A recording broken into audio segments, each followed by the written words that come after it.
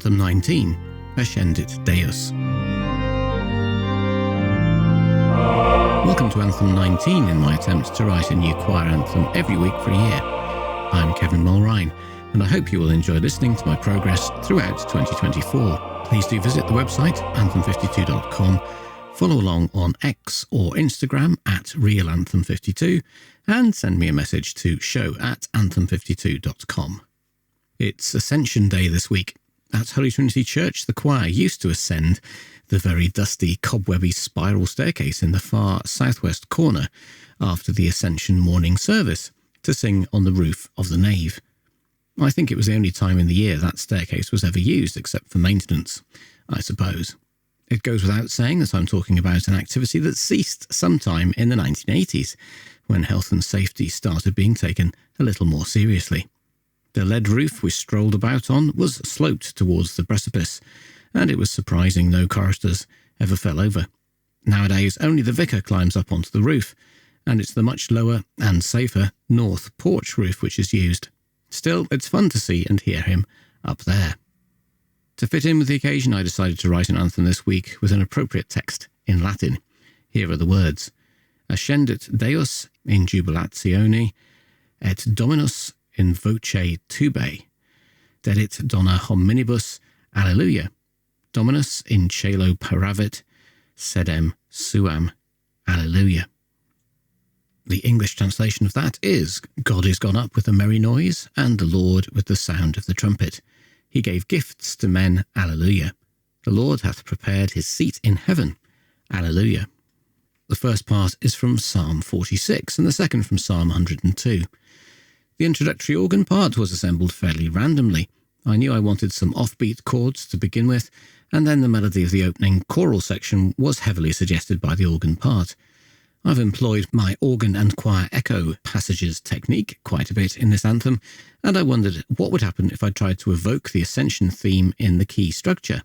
So I started in B flat major, then shoved it all up to C major, followed by D major and E major.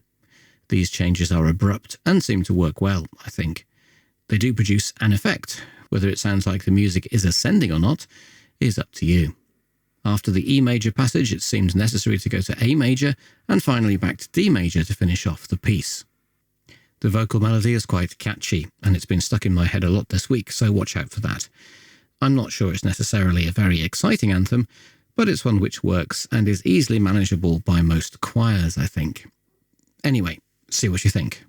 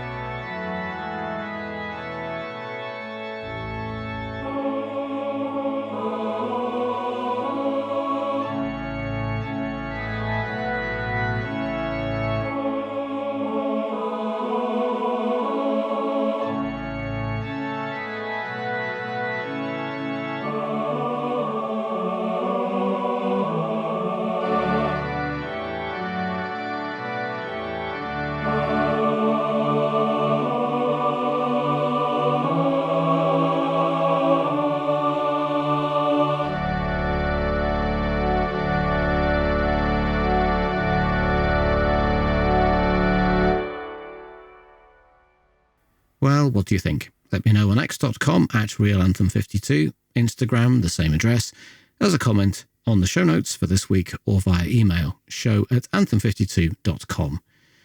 I hope you'll join me next week for a new episode and a new anthem. Only 34 to go. But until then, the question remains, will I make it to Anthem 52?